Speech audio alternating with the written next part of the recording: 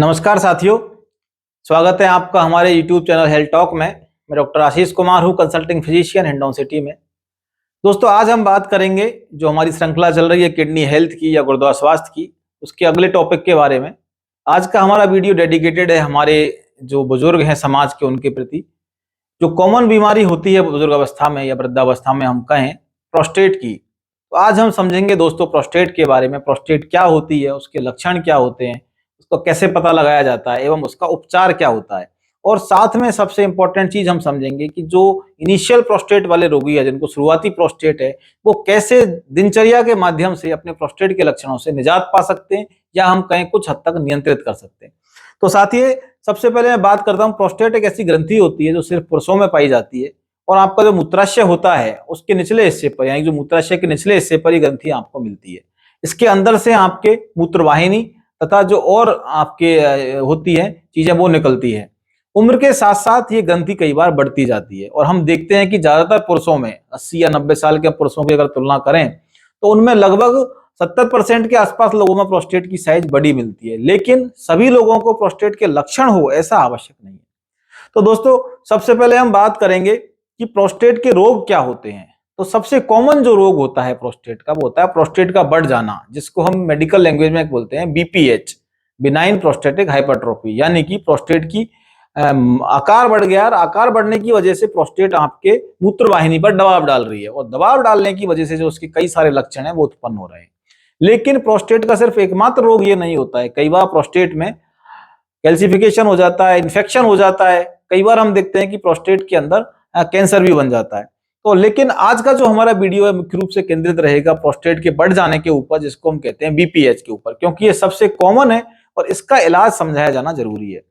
तो किन रोगियों में हम ऐसा सस्पेक्ट करते हैं, किन लोगों को ऐसा सस्पेक्ट करना चाहिए कि उनको प्रोस्टेट हो सकती है? तो जिन रोगियों में बार बार पेशाब आता है, पेशाब की धार बहुत पतली आती है, हल्की आती है, नजीक गिर जाती है, ऐसा लगता है कि बहुत तेज पेशाब आएगा लेकिन पेशाब आता नहीं है, बार बार पेशाब जाने की इच्छा होती है, कई बार पेशाब आपके टॉयलेट तक पहुंचने से पहले कपड़ों में निकल जाता है, बार बार पेशाब में इन्फेक्शन होता है। अगर प्रोस्टेट की आपकी जो समस्या उसका उपचार नहीं किया जाए तो बार बार कई बार इन्फेक्शन होता है और कई बार लाइट स्थिति में जाके आपका पेशाब रुक जाता है, जिसको हम बोलते हैं रिटेंशन। यानी कि आदमी 24 घंटे 48 घंटे से पेशाब नहीं गया तो उसको असहनीय दर्द होता है उस स्थिति में।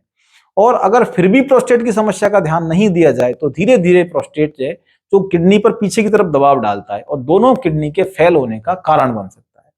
बार बार पेशाब में संक्रमण की स्थिति कई बार प्रोस्टेट की वजह से आती है। नॉर्मली जो रोगी को समय लगता है पेशाब करने में, उससे ज्यादा समय प्रोस्टेट के रोगी को लगता है।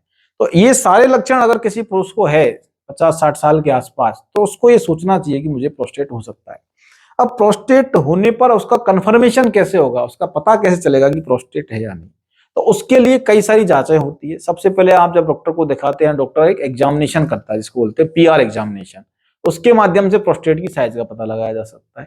दूसरा जो सबसे कॉमन तरीका है प्रोस्टेट को पता लगाने का, उसको है सोनोग्राफी के माध्यम से। सोनोग्राफी एक आसान सी जांच है, उसके माध्यम से प्रोस्टेट की साइज का पता लगाया जा सकता है कि कितनी बड़ी प्रोस्टेट है। उसके बाद तीसरी इंपॉर्टेंट एक जांच है पीएसए की। आपने कई बार नाम सुना होगा कि ब्लड के माध्यम से एक जांच होती है पीएसए। पीएसए एक ऐसा अवयव है जो प्रोस्टेट के माध्यम से ब्लड में संचारित होता है। तो पीएसए का उपयोग इस चीज के लिए किया जाता है कि प्रोस्टेट में कहीं कैंसर की संभावना तो नहीं है। ये माना जाता है कि अगर 10 गुने से ज्यादा पीएसए बढ़ा हुआ है नॉर्मल से, तो प्रोस्टेट कैंसर की संभावना बढ़ जाती है और ऐसे रोगी को कई बार प्रोस्टेट की बायोप्सी वगैरह करवानी पड़ती है। इसके बाद आता है आपके और जांचें, जैसे कि प्रोस्टेट की मूत्र के प्रवाह की जांच होती है कि किस गति से मूत्र आ रहा है, उसकी वेलोसिटी क्या है, कितना समय उसको लग रहा है, कितना टाइम वो ले रहा है मैक्सिमम वेलोसिटी पहुंचने में। ऐसी कई जांचें होती है जिनको यूरोफ्लोमेट्री के नाम से जाना जाता है। अब एक बार आपका निदान हो गया कि प्रोस्टेट आपकी बड़ी हुई है, उसके बाद क्या ऑप्शन है? तो इसका जो प्रथम पार्ट है वो सबसे इंपॉर्टेंट है। यानी कि जिन रोगियों को शुरुआती प्रोस्टेट के लक्षण हैं, वो अपनी जीवन शैली में थोड़ा थोड़ा परिवर्तन करके अपने जीवन को सुगम बना सकते हैं और कहीं ना कहीं जो ऑपरेशन या दवाइयों की आवश्यकता है उसको पोस्टपोन कर सकते हैं। तो इसमें सबसे जो इंपॉर्टेंट चीजें हैं, छोटी छोटी बातें हैं, उनको मैं यहाँ पर फोकस करूंगा। सबसे पहले रेगुलर वॉइडिंग। ऐसे पेशेंट को चाहिए कि हर 2-3 घंटे में वो पेशाब चला जाए। वो पेशाब के तेज लगने का इंतजार ना करे और एक नियमित चार्ट के रूप में अपने पेशाब को उत्सर्ग करे।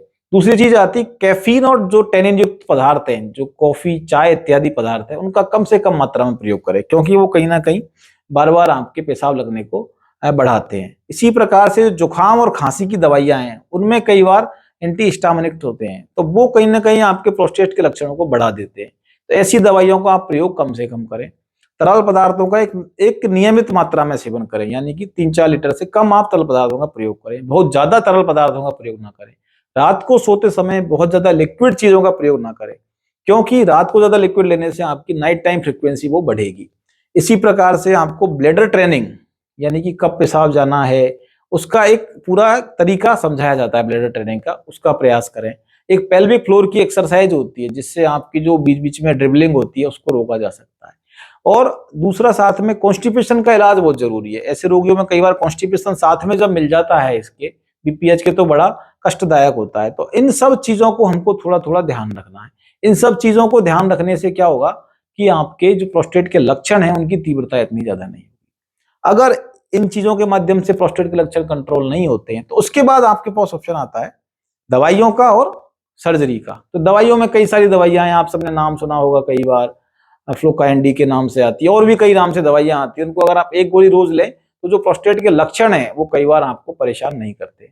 इसी प्रकार से जो तीसरा ऑप्शन है, जो ज्यादा परमानेंट ऑप्शन है, अगर दवाइयों से भी आपको आराम नहीं मिल रहा है, जो आपको मैंने तरीके बताए इनसे उनसे भी आपको आराम नहीं मिल रहा है, तो फिर आपको जाना है ऑपरेशन की तरफ।